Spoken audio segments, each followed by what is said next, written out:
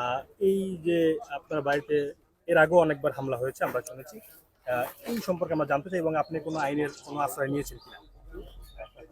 আইনের আশ্রয়ে নেওয়া হয়েছে। থানা থেকে তদন্ত অফিসার কলাপাড়া থানার টিওনো মহোদয় আসছিল, এখনো আছেন। আমি কথা বলতে বলতে ক্লান্ত আসলে। তো আমি তো আসলে জুলাই আগস্টের ফ্রন্টের একজন যোদ্ধা।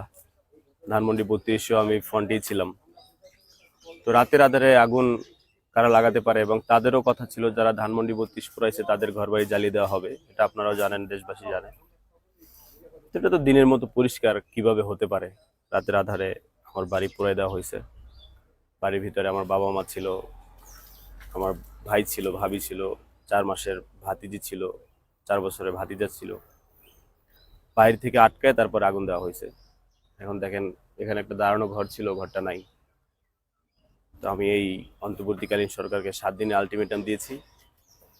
7 দিনের ভিতরে দোষীদের শনাক্ত করে আইনের আওতায় আনতে হবে এবং আমার ঘর পুনর্গঠন করে দিতে হবে।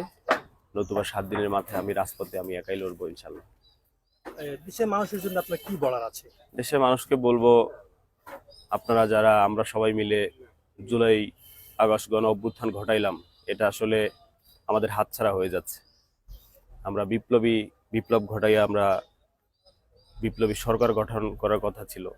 তো আমরা এখানে আগুন, গাজীপুরে মারামারি, ইভেন উপদেষ্টা আসিফ ভাই, নাহিদ ভাই, তাদের সচিবালয়েও আগুন।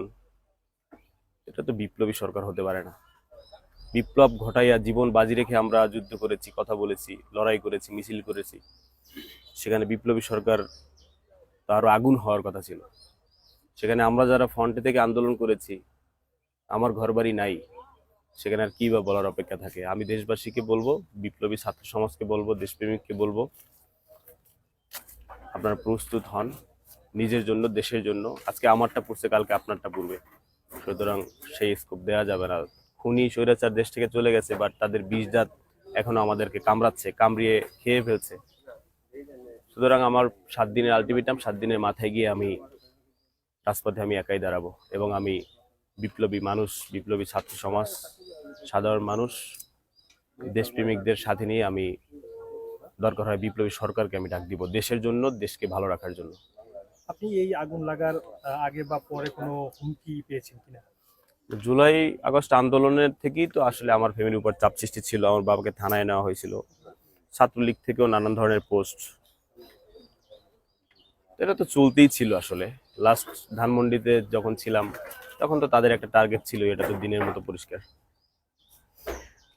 এই আর কি।